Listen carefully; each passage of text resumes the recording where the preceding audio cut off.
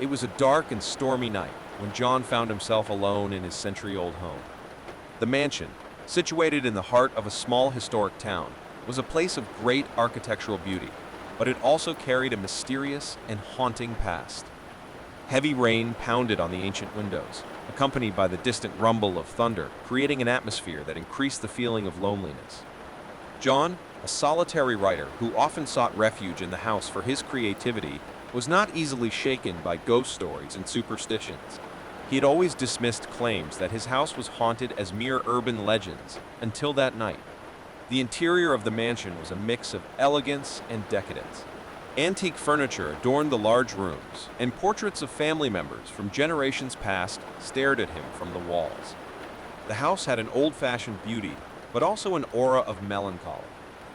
The storm raged outside, making John feel even more isolated.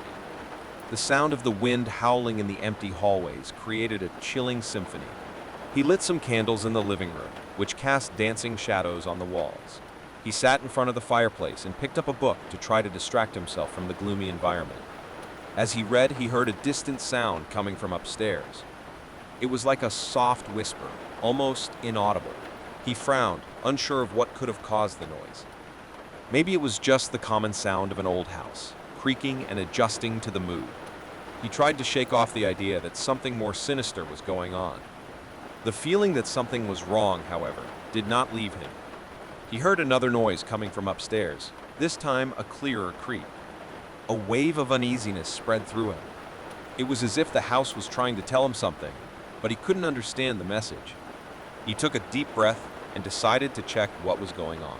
He climbed the stairs. With each step, the feeling that something was wrong increased. The hallway was plunged into darkness, lit only by the candles in the living room that cast ominous shadows. As he approached the corridor, he had the feeling that something invisible was watching him, as if invisible eyes were fixed on him. He stopped, trying to shake off the idea that the house was haunted, but he couldn't shake the feeling that something was wrong. He decided to continue the investigation. It was then that, as he passed through a half-open door, he heard whispering voices. The voices were soft and unintelligible, as if someone was having a conversation in a continuous whisper. His senses were on high alert, and he found himself instinctively heading toward the room that housed the voices. Upon entering the room, what he saw left him astonished.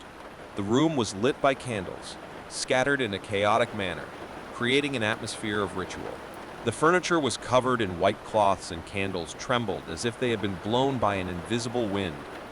On the wall, disturbing drawings of distorted faces and grotesque figures were scrawled, as if they had been drawn with urgency and fervor.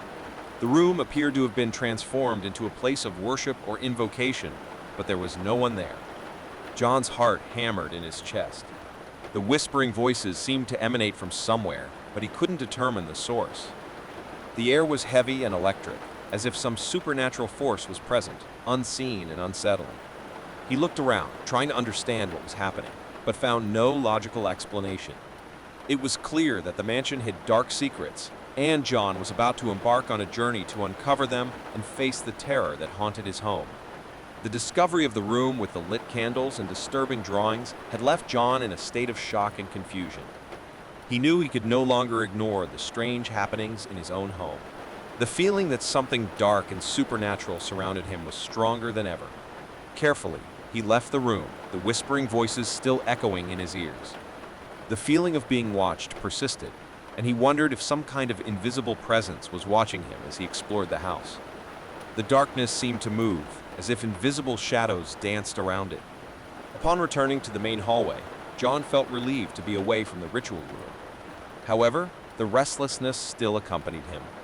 He wondered if the mansion had an attic and decided to investigate. He climbed another narrow, dusty staircase until he reached a door that led to the attic. Upon opening the door, he was greeted by a dark and dusty environment. Old furniture covered in sheets was arranged in a haphazard manner, creating ghostly shapes in the dark. The feeling that something was watching him was still there, like an invisible presence surrounding him. He walked slowly through the attic, lighting his way with a flashlight. The floor creaked beneath his feet, and the sound echoed in the silent space. It was then that he saw something that made him freeze in terror. In the farthest corner of the attic, among piles of dusty objects, there was a porcelain figure. It was a scary old doll with disheveled hair and a blank stare. The doll looked completely out of place in the gloomy attic environment. The doll's sinister figure sent chills down John's spine. He wondered how that doll had gotten there and why it looked so disturbing. The feeling of being watched intensified, and he couldn't escape the feeling that something was following him, something he couldn't see. John decided to climb down from the attic and return to the main hallway of the house. The feeling of an invisible presence persisted, and he was determined to find out what was happening. With renewed courage, he decided to investigate the study downstairs, where the old books and documents were kept. The study was filled with shelves filled with dusty tomes, and the dim light from the lamp created shadows that danced on the walls. John began examining the books for clues about the house's history and anything that could explain the supernatural events he was witnessing. While reading an old book about the history of the mansion, the book described a series of occult rituals carried out in the house for decades, involving invocations of spirits and mysterious ceremonies. The page was marked with a strange symbol he didn't recognize. As John read about the sinister rituals that took place in the house, the feeling that something terrible was happening became almost unbearable. He realized that the mansion was steeped in a dark history, a history that he was now a part of. Determined to find out more, John continued to search through ancient documents and discovered a link between the doll in the attic and the rituals performed in the house. The doll was an artifact associated with a supernatural entity that, according to the notes, was invoked to grant wishes, but at a terrible price. The discovery left him terrified. He realized that the doll could be linked to the invisible presence that watched and haunted him. Not knowing what else to do, John decided to confront the mystery directly. The invisible presence in his home was real, and he could no longer ignore it. The discovery of the doll in the attic and the disturbing information about the occult rituals performed in the house left John in a state of increasing anxiety. The feeling of being watched by an invisible presence haunted him. Determined to uncover the truth, John began scouring old documents and family records in search of more information about the rituals and the doll. He was determined to understand what was happening and to put an end to the haunting that surrounded him. While researching, he discovered a diary from one of the house's former residents, a man named Samuel Hawthorne. The diary contained detailed accounts of occult rituals that took place in the mansion decades ago. John read with growing horror about the spirit summons, the sinister pacts, and the blood offerings. As he flipped through the pages, a terrifying revelation came to light. Samuel Hawthorne had summoned a dark entity called Lillitha, who, according to the notes, promised to grant wishes but demanded a terrifying price in return. The doll in the attic was a vessel for this entity, used to channel its power. John understood that the invisible presence that watched and terrified him was somehow linked to Lillitha. He was facing a supernatural force that could not be ignored. The invisible presence was real, and he could no longer escape the dark truth the mansion hid. With growing determination, John decided he needed to confront the entity. He read Samuel Hawthorne's notes, which described a banishing ritual to seal Lillitha and free the house from her evil influence. The ritual required specific ingredients and the recitation of ancient words, and John was willing to risk everything to perform the act of banishment. The night of the ritual arrived, and John prepared everything needed. Candles were lit, mystical symbols were drawn on the floor, and ingredients were arranged according to the diary's instructions. The mansion was plunged into darkness. The storm outside seemed to increase in intensity, as if nature itself was aware of what was about to happen. With a mixture of courage and fear, John began to recite the words of the ritual. As the ancient words flowed from his lips, a feeling of electricity filled the air. The invisible presence that surrounded him seemed to manifest itself, and the environment became tense and charged with energy. The ritual culminated in a moment of absolute silence. The mansion seemed to be holding its breath, waiting for what would happen next. Then an explosion of energy took over the room, causing the candles to flicker violently. John felt like something was being ripped from his home. The mansion shook and creaked, as if protesting the act of banishment. Shadows writhed on the walls, as if fighting the power of the ritual. But John was determined to prevail. The ritual reached its climax when a blinding light illuminated the room for a brief moment. Then darkness took over, and the feeling of an invisible presence disappeared. The mansion was silent, and the storm outside seemed to have calmed down.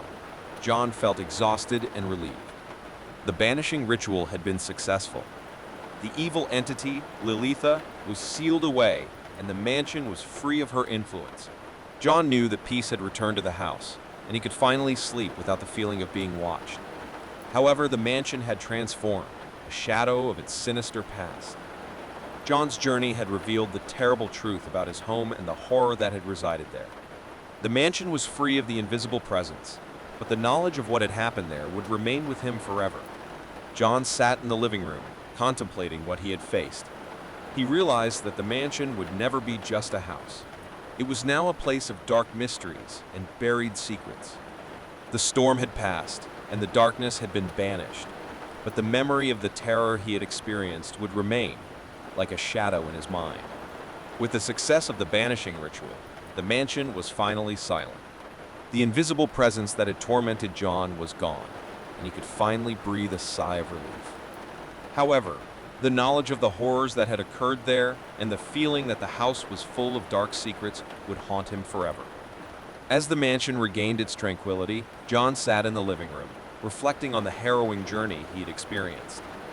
He knew he could no longer ignore the house's sinister past and the terrible truth behind the occult rituals. The storm outside had calmed down, and the dark night was finally quiet. The once majestic mansion now looked aged and decaying. The invisible presence that had once filled the halls with fear was gone, but the impact of what John had discovered would remain with him forever. In the following days, he decided to further investigate the history of the house and its former residents. He discovered that the Hawthorne family, who had lived in the mansion, had been struck by a series of inexplicable tragedies following occult rituals performed by Samuel Hawthorne.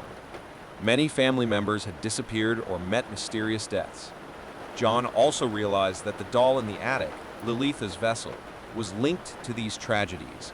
The doll was a cursed relic that had been used in rituals, and that, according to the notes, contained the power of the evil entity.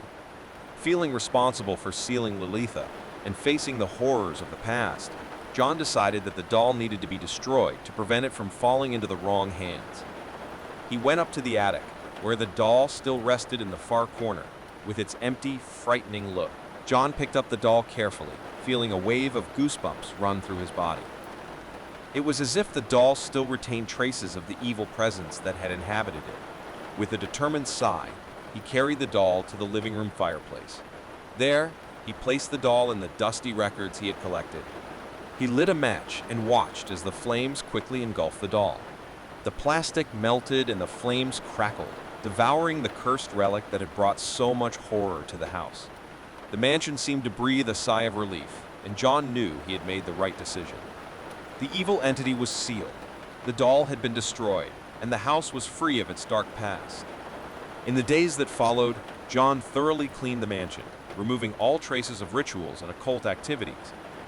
He wanted the house to be a place of beauty and tranquility, where the shadows of the past were finally dispelled. As the months passed, the mansion once again became a welcoming and lively place. The dark aura that had surrounded her was fading, and John began to find the peace he longed for. However, the experience had left deep scars on his mind. He knew that the mansion would never be just a house, and he would never be able to forget the horrors that had occurred there. The night of the storm and the discovery of the invisible presence would haunt him forever, a reminder of the evil that lurked in the shadows. In the end, John found personal redemption in the courage he showed in facing the terror that haunted his home. He had learned that darkness could be confronted, that dark secrets could be revealed, and that peace could be restored, even in a place haunted by the past. His journey had been a struggle to balance horror and hope, and he had chosen hope. The mansion, once haunted by an unseen presence, had finally found peace.